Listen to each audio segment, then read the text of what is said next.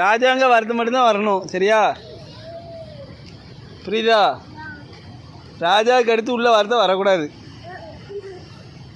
புரியுதுல்ல? எதுக்கு சொல்லுதானே? அந்த வார்த்தையே ஆகாது முதல்ல. ஏப்பா எவ்வளோ மீனுண்ணா? தனுசு ஏற மேலே ஏறதான் முடியலண்ணா உனக்கு. நல்லா நின்றுக்கோ என்னம்மா.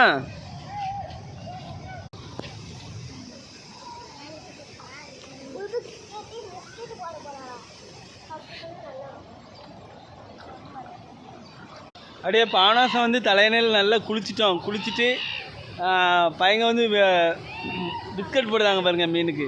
வீடியோ தொடர்ந்து பாருங்கள். நன்றி.